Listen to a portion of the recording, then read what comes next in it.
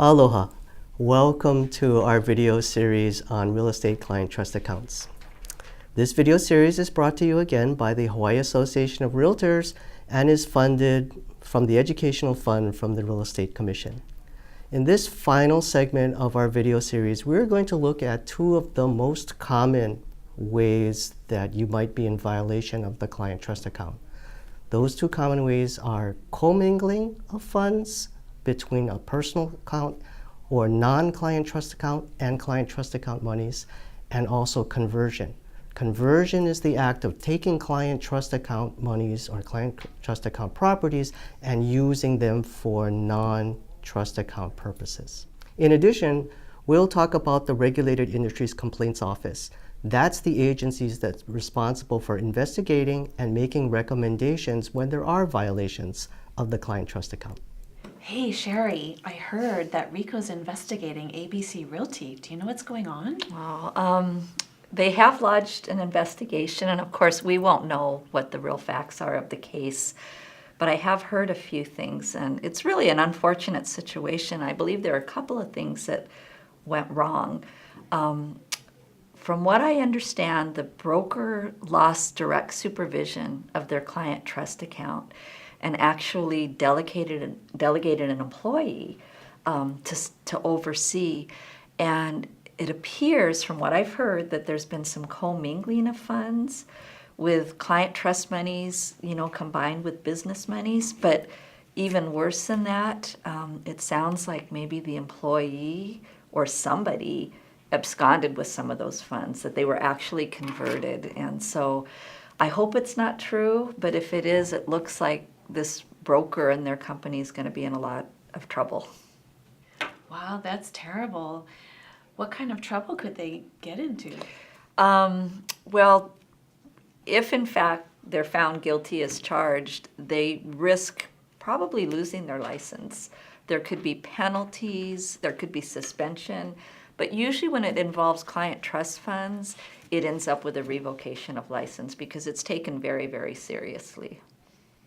For not just the broker, the whole Well, company? the broker ultimately is responsible because they're the ones that are tasked with making sure that they're in compliance when it comes to that trust fund account.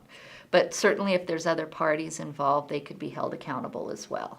So we'll see what the facts merit out, but I think the lesson for all of us in this is just to make sure there's never commingling and never any conversion of client trust funds. Got it.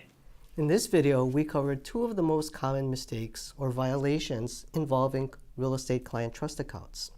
The first of these is commingling. Commingling is a situation where funds are mingled or mixed between client trust monies and business or personal monies. Commingling examples include the deposit of trust funds into personal or business accounts, depositing personal or business funds into the trust account, or commingling of client funds with other monies can include keeping undisputed commissions, management fees, and other fees in the brokerage firm's client trust account beyond a reasonable time and after those commissions, management fees, and other fees have been earned. The other type of violation is conversion. Conversion is defined as taking money from a trust account and using it for the benefit of someone who is not entitled to it. Examples of conversion include using trust funds for personal transactions or using funds belonging to one client for the benefit of another client. Ways that you can avoid conversion: never withdraw funds from a trust account for general business use, such as for paying for office expenses.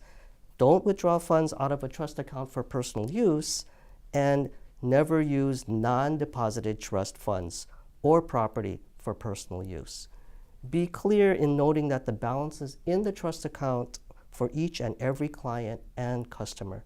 Never use funds from one client or customer to pay an obligation for another client or customer. At the end of the day, if there is the possibility of commingling or conversion, you and your brokerage company could be the subject of an investigation by RICO. RICO investigates the facts and the allegations of a commingling or a conversion complaint. They interview witnesses, and if they find that commingling or conversion has occurred, they may recommend possible sanctions. Those include suspension of your real estate license, revocation of your real estate license, and also potential monetary fines. In serious cases, there have been situations where RICO has referred the case to the city prosecutor's office, and the prosecutor's office has filed criminal charges against the licensee, which actually resulted in jail time and additional fines. As you can see, commingling and conversion are very serious and not something that you want to find yourself being a part of.